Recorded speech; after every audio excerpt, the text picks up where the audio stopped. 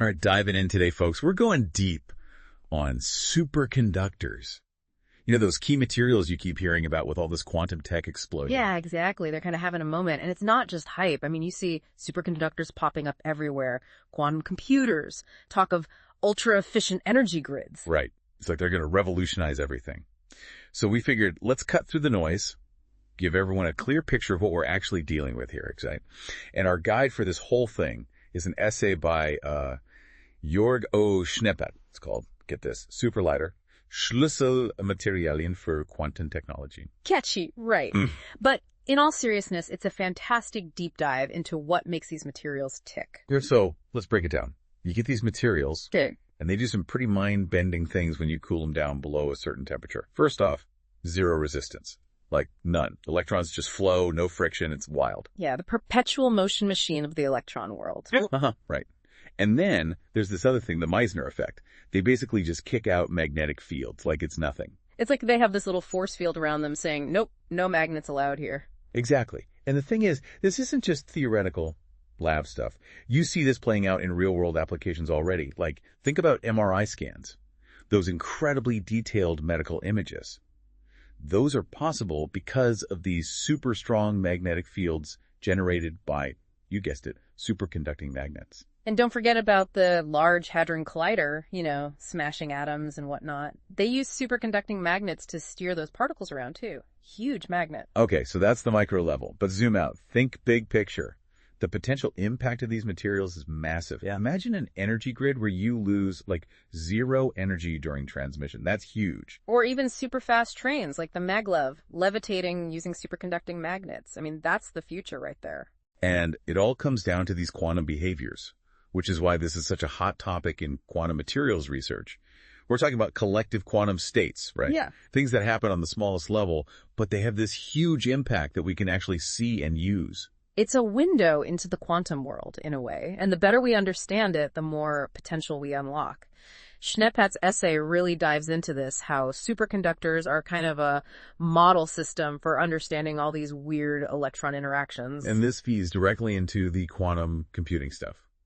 Superconducting circuits and qubits, you know, the building blocks of quantum computers, they're all based on this. Right. It's a very multifaceted field, too. I mean, it's not just physics. You've got chemists working on synthesizing these complex materials, engineers figuring out how to actually build things with them. So it's a deep dive, literally, into the heart of superconductor research. And Schneeppert, he lays out a pretty clear roadmap in the essay. Yeah, he starts with the fundamentals, the theoretical stuff, like BCS theory. Yeah. That's the theory that explains how conventional superconductors work. And then he gets into different ways of classifying them, the different types. And then he goes into how you actually make these materials, the manufacturing processes. And then the really exciting part, the applications. Energy transmission, medicine, quantum computing. He also tackles the challenges, like high-temperature superconductivity. That's a big one. Finding materials that work at warmer temperatures. And then sustainability, making sure this tech is actually, you know, good for the planet. And finally, he wraps it all up with where the research is headed, the future of superconductors. Mm-hmm. So it's a pretty comprehensive journey, but Schneeppert lays it out really well. Let's get going. Where do we even start with this? Well, Schneeppert starts at the very beginning with the discovery of superconductivity. Back in 1911, this Dutch physicist, Kamerlingh Onnes, he's messing around with mercury. Right. Cooling it down, like way down. Liquid helium temperatures, right. That's crazy cold. Yeah. And he notices that at a certain point, bam, the electrical resistance just disappears. Gone. I mean, can you imagine seeing that for the first time? Must have been mind-blowing. And then the race is on to find other superconductors. Right. Schneeppert talks about tin and lead. Exactly. But it took a while to really figure out what was going on, the theory behind it all. That came in 1957 with the BCS theory, named after Bardeen, Cooper, and Schrieffer. That was a huge leap forward, and it explains how most of the superconductors we knew about back then actually work. Okay, so that's conventional superconductivity, and then boom, Schneeppert talks about this revolution in the 80s. High-temperature superconductivity. Yeah, these guys, Bednorz and Muller, they discover superconductivity in these ceramic materials, Qubits. And the crazy thing is, these materials worked at much higher temperatures, which was huge. It opened up all these new possibilities. It was like the floodgates opened, right? Yeah. Suddenly, everyone's trying to find these high-temperature superconductors.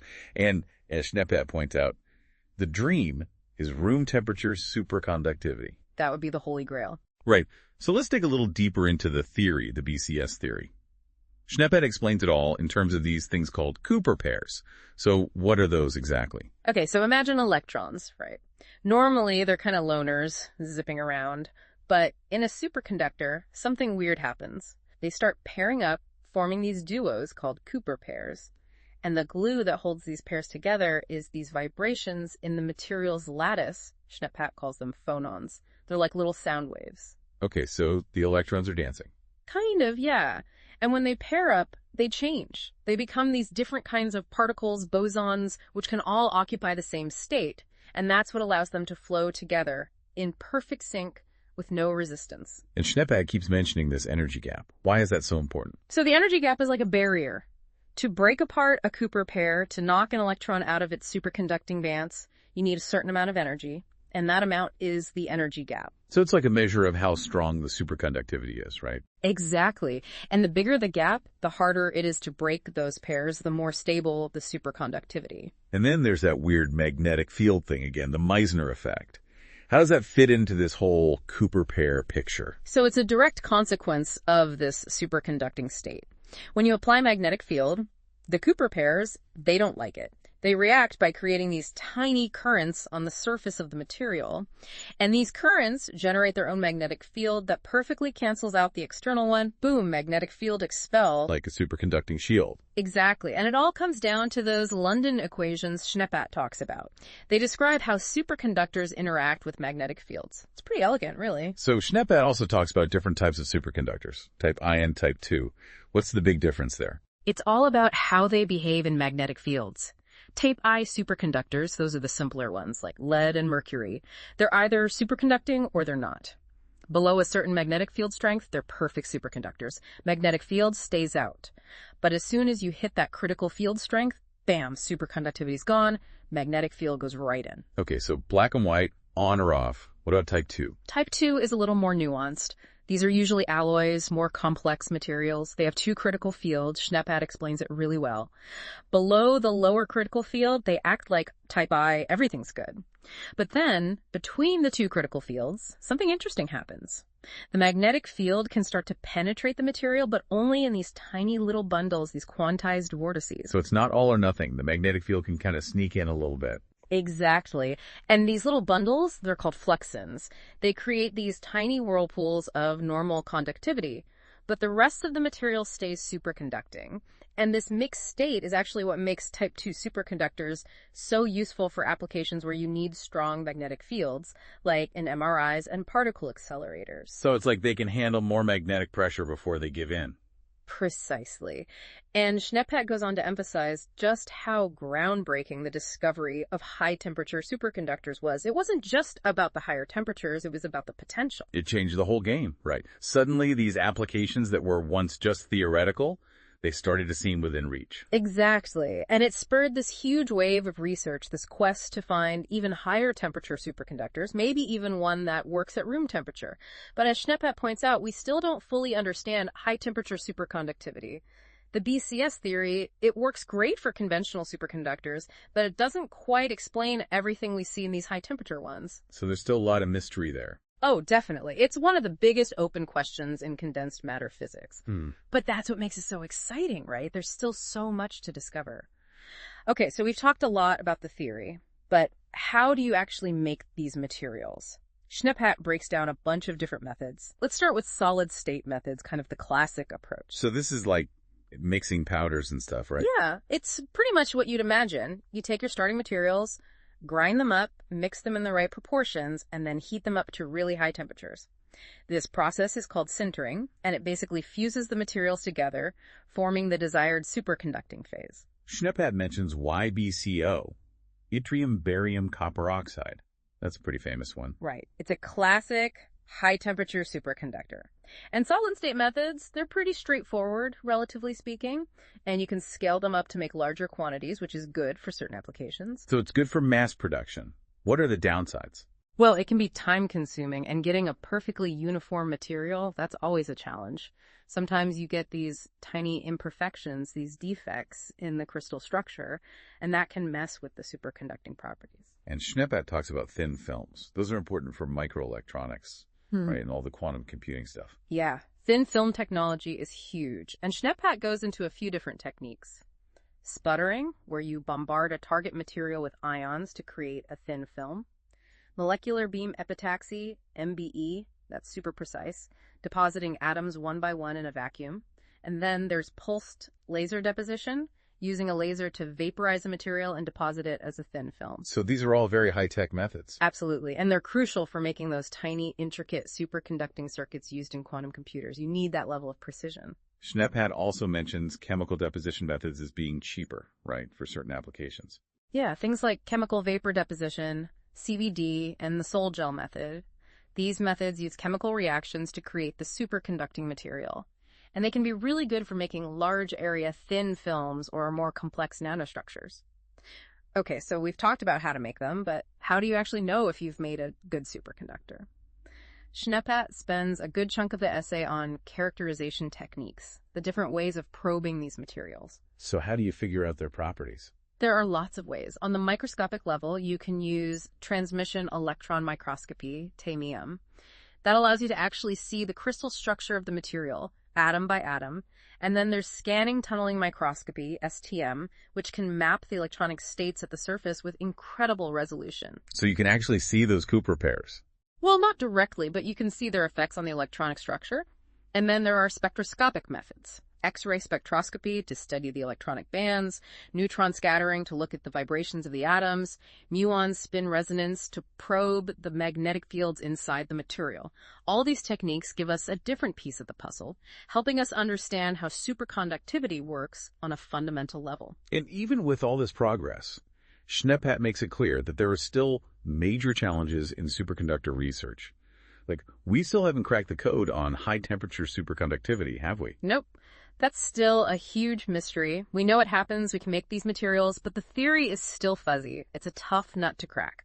And experimentally, these materials can be really finicky, a little impurity here, a little defect there, and boom, the superconductivity is gone. So controlling those imperfections is crucial, right? Absolutely. And then there's the challenge of miniaturization. For a lot of these applications, especially in electronics and quantum computing, we need to make these superconductors smaller and smaller down to the nanoscale. And that's a whole other ballgame. It's a huge engineering challenge. And Schneeppert doesn't shy away from the big picture questions either, like, is this sustainable? Yeah, that's a good point. Superconductors have the potential to revolutionize energy and all that. But what if they're too expensive or too resource intensive to produce? Exactly. Schneeppert talks about the need for more sustainable materials, more efficient manufacturing processes, and then there's the economic side of things. Superconducting tech, it has a huge upfront cost. So you need to make sure the long-term benefits outweigh those initial investments. So lots of challenges, but also lots of opportunities. Schneeppert ends the essay with some really exciting future directions, like these hydrides under high pressure. Yeah. That's wild. Some of these hydrides have shown superconductivity at really high temperatures, but you need to squeeze them incredibly hard to get there. So the goal is to find hydrides that work at normal pressures. That would be a game changer. And then there are these topological materials, right? Schneeppert says they could be a big deal. Yeah, these materials have these weird protected states on their surface, and those states could be really robust for superconducting devices. And then there's the whole world of hybrid materials, combining superconductors with other quantum materials. That's where things get really interesting. Superconductor graphene hybrids, superconductor topological insulator hybrids. It's like mixing and matching the best of both worlds. Exactly. And Schneeppert highlights some of the potential applications of these hybrids, things like lossless optical circuits, super-sensitive light detectors, even new types of qubits for quantum computers. So lots of cool stuff on the horizon. And it all goes back to those fundamental properties of superconductors, zero resistance, and the Meissner effect. It's amazing how something discovered over 100 years ago is still so relevant, still driving innovation in so many different fields. And as Schneeppert really hammers home, the impact of this technology could be huge. Energy, medicine, quantum computing, transportation, it's all on the table. So if you had to leave us with one thought, something for everyone to chew on, what would it be? Imagine a world with room temperature superconductors. Just think about what that would mean. No more energy loss in our electrical grid, super efficient transportation, completely new types of electronics. It would be a completely different world. It might sound like science fiction, but it's a possibility, and that's what makes superconductor research so exciting. Well, that's a great place to end, I think. Thanks for taking us on this deep dive into the world of superconductors. It's been enlightening, to say the least. And of course, big thanks to Jürgo Schneppat for his fantastic essay, Superleiter, Schlüsselmaterialien für Quantentechnologien, which was our guide for this whole exploration. It was a pleasure. Thanks again for listening, everyone, and we'll catch you next time on The Deep Dive.